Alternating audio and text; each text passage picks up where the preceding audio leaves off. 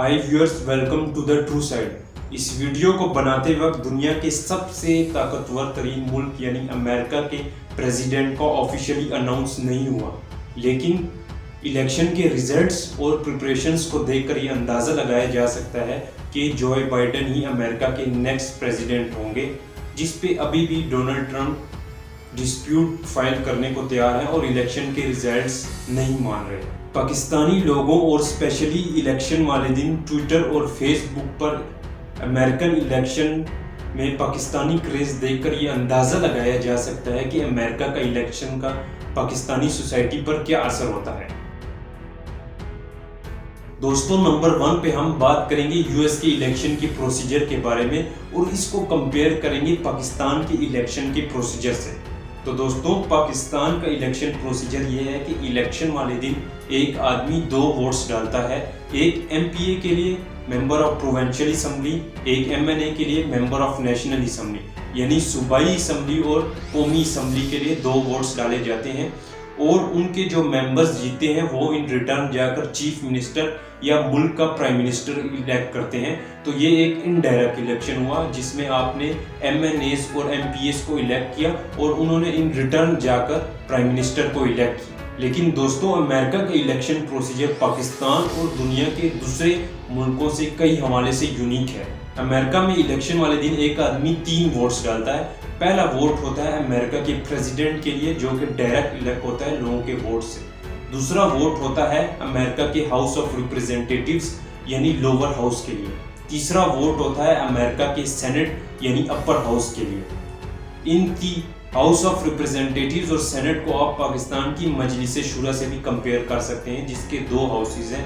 Number 1 पे national assembly lower house और number 2 पे सेनेट अपर हाउस। इधर एक इंटरेस्टिंग फैक्टर अमेरिकन के इलेक्शन का ये है कि आप ये तीनों वोट्स किसी भी पार्टी के कैंडिडेट के लिए डाल सकते हैं या इंडिपेंडेंट कैंडिडेट के लिए डाल सकते हैं। एग्जांपल देकर दोस्तों समझाता हूँ, यानी नंबर 1 पे आपने प्रेसिडेंट वोट डेमोक्रेटिक पार्टी के नॉमिनी के लिए डाला, दूसरे नंबर पे आपने हाउस ऑफ रिप्रेजेंटेटिव्स का मेंबर रिपब्लिकन पार्टी को चूज किया और तीसरे में आप सेनेट का मेंबर किसी भी इंडिपेंडेंट पार्टी को चूज कर सकते हैं। दोस्तों, अमेरिका का जो वोट काउंटिंग का सिस्टम है वो एक हवाले से बहुत ही यूनिक है। इसको मैं आपको आगे वीडियो में एक्सप्लेन करूंगा। उससे पहले पाकिस्तान के वोट काउंटिंग सिस्टम की बात करते हैं कि पाकिस्तान के वोट काउंटिंग सिस्टम में आप किसी एमपीए या एमएनए को वोट देते हैं तो जिसके पास सबसे ज़्यादा वोट्स होंगे तो वो इलेक्ट हो जाएगा। सिंपल सिस्टम है। अमेरिका में ये वोट काउंटिंग का सिस्टम मुख्तलिफ है। अमेरिका में तीनों वोट्स के लिए डिफरेंट तरीके से काउंटिंग होती है।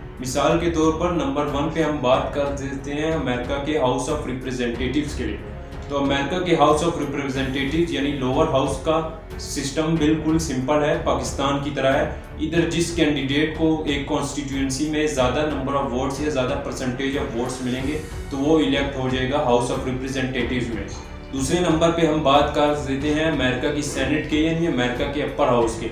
तो अमेरिका की सेनेट के भी वोट काउंटिंग का सिस्टम सिंपल है और पाकिस्तान की तरह है, यानी जिस कैंडिडेट को एक स्पेसिफिक कॉन्स्टिट्यूएंसी में ज़्यादा वोट्स मिलेंगे या ज़्यादा परसेंटेज से वो जीतेगा तो वो डायरेक्ट इलेक्शन जीतकर सेनेट के लिए इलेक्ट हो जाए। लेकिन दोस्तों, अमेरिका के प्रेसिडेंट की वोट काउंटिंग का सिस्टम बहुत ही यूनिक और कंट्रोवर्शियल है। ये क्या है ये मैं आपको आगे वीडियो में समझाता हूँ। इसके खिलाफ बहुत से लोगों ने एहतजाज भी किया और कहा कि इस सिस्टम को बदला जाए। अमेरिका के प्रेसिडेंट की वोट काउंटिंग होती है इलेक्टोरल कॉलेजेस के जरिए। अमेरिका में टोटल 50 रियासतें हैं और हर रियासत को एक fixed number of electoral colleges दिए गए हैं और ये fixed number of electoral colleges रियासत की पॉपुलेशन के हिसाब से उसको दिए गए हैं। यानी अमेरिका की सबसे बड़ी रियासत कैलिफोर्निया में 55 इलेक्टोरल कॉलेजेस हैं और न्यूयॉर्क में 29 इलेक्टोरल कॉलेजेस हैं। तो टोटल अमेरिका में 538 इलेक्टोरल कॉलेजेस हैं और अमेरिका का प्रेसिडेंट बनने के लिए एक कैंडिडेट को 538 का हाफ मेजॉरिटी मार्क क्रॉस करना पड़ता है, जो कि है 270। यानी अगर एक कैंडिडेट 270 वोट ले लेता है तो वो प्रेसिडेंट बनने के लिए एलिजिबल है। लेकिन इसमें एक बहुत ही कंट्रोवर्शियल और यूनिक फैक्टर भी है जो है विनर टेक्स ऑल। मिसाल देकर दोस्तों समझाता हूँ। सपोज अमेरिका की एक रियासत न्यूयॉर्क है जिसकी इलेक्टोरल कॉलेजेस 29 है। अब अमेरिका का सिस्टम ये कहता है कि अगर इस रियासत में डोनाल्ड ट्रंप की वोटिंग परसेंटेज 50% है और जॉय बाइडेन की वोटिंग परसेंटेज 49.99% है, यानी सिर्फ 0.01% से डोनाल्ड ट्रंप से कम है, तो जो जॉय बाइडेन के वोट हैं वो भी डोनाल्ड ट्रंप को मिलेंगे। समझ आया दोस्तों? ये है इस सिस्टम, अमेरिकन सिस्टम का एक ड्रॉबैक, यानी विनर टेक्स ऑल। जो न्यूयॉर्क की रियासत है वो डोनाल्ड ट्रंप ने जीती और जो जॉय बाइडेन के वोट्स हैं वो सारे वो भी डोनाल्ड ट्रंप के पास गए, जिसकी वजह से वो इलेक्शन में आगे जा सकते हैं। इसकी वजह से बहुत सी सिचुएशंस क्रिएट हो जाती हैं, जिस तरह कि 2016 के प्रेसिडेंशियल इलेक्शन में हिलरी क्लिंटन ने पॉपुलर वोट 3 मिलियन से ज़्यादा जीता था डोनाल्ड ट्रंप के मुकाबले में। लेकिन इसी वोटिंग, प्रेसिडेंशियल वोटिंग और इलेक्टोरल कॉलेजेस के सिस्टम की वजह से वो इलेक्शन हार गई थी और डोनाल्ड ट्रंप प्रेसिडेंट बन गए। इसी सिस्टम की वजह से दोस्तों कुछ रियासतों का रिजल्ट इलेक्शन से पहले ही बता दिया जा सकता है। जिस तरह एक रियासत अगर उसमें 70% रिपब्लिकन रेजिडेंट्स रहते हैं और 30% डेमोक्रेट्स रहते हैं, तो ये रियासत तो रिपब्लिकन को ही वोट करेगी और ये रियासत किसी सूरत डेमोक्रेट्स नहीं जीत सकते। और डेमोक्रेट का जो नॉमिनी होता है वो इस रियासत में जाके कैंपेनिंग भी नहीं करता, क्योंकि इसे पता होता है कि रियासत तो रिपब्लिकन ही जीतेगी। ज़्यादातर ट्रेंड ये है कि अमेरिका की जो ईस्ट और वेस्ट कोस्ट पर रियासतें हैं वो डेमोक्रेट्स के फेवर में रहती हैं और जो अमेरिका का सेंट्रल पार्ट है वो रिपब्लिकन्स के फेवर में वोटिंग करता है। जो रूरल एरियाज है अमेरिका के, जिधर लैंड ज़्यादा है और पॉपुलेशन कम है, वो रिपब्लिकन के फेवर में रहती हैं, और जो अर्बन एरियाज हैं जिधर लैंड कम है और पॉपुलेशन ज़्यादा है, वो डेमोक्रेट्स के फेवर में रहती हैं। अमेरिका में कुछ रियासतें हैं जिन्हें स्विंग स्टेट्स कहा जाता है। इस रियासत में कौन जीतेगा इसका कभी कभी फैसला इलेक्शन वाले दिन भी नहीं होता, जिस तरह आपने 2020 के प्रेसिडेंशियल इलेक्शन में देखा। इन रियासतों को स्विंग स्टेट्स कहते हैं। मोस्टली इनमें जॉर्जिया शामिल है, पेनिसिल्वेनिया शामिल है, अलास्का और मुख्तलिफ सी रियासतें हैं। इन रियासतों में डेमोक्रेट्स और रिपब्लिकन के बीच में इतना कांटेदार मुकाबला होता है कि इलेक्शन वाले दिन भी उनकी वोटिंग और नतीजे सामने नहीं आते। इन रियासतों में डेमोक्रेट्स और रिपब्लिकन्स दोनों सख्त कैंपेनिंग करते हैं ताकि वो ये रियासतें जीत सकें और प्रेसिडेंट बनने के चांसेस ज़्यादा हो सकें। और इन रियासतों में इलेक्शन का रिजल्ट बहुत दिनों बाद भी आता है, जिस तरह आपने इलेक्शन में देखा। और इन्हीं रियासतों की वजह से ये यूएस इलेक्शन 2019 के क्रिकेट वर्ल्ड कप के फाइनल के सुपर ओवर से कम टेंस नहीं होता। कभी डोनाल्ड ट्रंप ऊपर जा रहे थे, कभी जॉय बाइडेन ऊपर जा रहे थे, कभी डोनाल्ड ट्रंप की वोटिंग परसेंटेज नीचे आ रही थी और कभी जॉय बाइडेन की वोटिंग परसेंटेज नीचे आ रही थी। इधर दोस्तों एक फैक्टर ये भी आपको बताता चलूं कि इस साल 2020 के यूएस इलेक्शन में $1 बिलियन का जुआ खेला गया। मोस्टली ये जुआ डोनाल्ड ट्रंप पर लगाया गया और उन लोगों ने लगाया और उनको उम्मीद थी कि डोनाल्ड ट्रंप जीतेंगे। लेकिन जैसे ही स्विंग स्टेट्स का कमाल हुआ और इसमें बाजी ने पलटी खाई तो उनके सारे पैसे डूबे और जिसकी वजह से बहुत लोग नुकसान में गए। दोस्तों अब हम नंबर 2 में डिस्कस करेंगे कि जॉय बाइडेन कैसे जीते। तो दोस्तों इलेक्शन से पहले मेजॉरिटी ऑफ ओपिनियन पोल्स ये बता रहे थे कि जॉय बाइडेन डोनाल्ड ट्रंप से बहुत ज़्यादा आगे हैं और जॉय बाइडेन बहुत इजीली ये यूएस का इलेक्शन जीतेंगे। सब पोल्स ने मिनिमम भी 8% की वोटिंग परसेंटेज ज़्यादा दिखाई जॉय बाइडेन की डोनाल्ड ट्रंप से, जो कि एक बहुत बड़ी परसेंटेज है। लेकिन दोस्तों रियलिटी में जब इलेक्शन का दिन आया तो ये पता चला कि ये कितना कांटेदार मुकाबला है और ये रेस कितनी करीब है।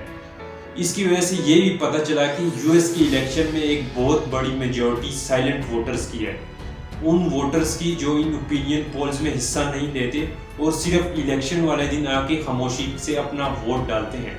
और यही साइलेंट वोटर्स डिसाइड करते हैं कि अमेरिका का प्रेसिडेंट कौन हो। और इससे वर्ल्ड रियलिटी एक ये भी सामने आई कि जो मेजॉरिटी ओपिनियन पोल्स होते हैं उनमें एरर्स और ओमिशंस का बहुत ज़्यादा परसेंटेज होती है, यानी वो उनकी एक्यूरेसी बहुत ही कम होती है।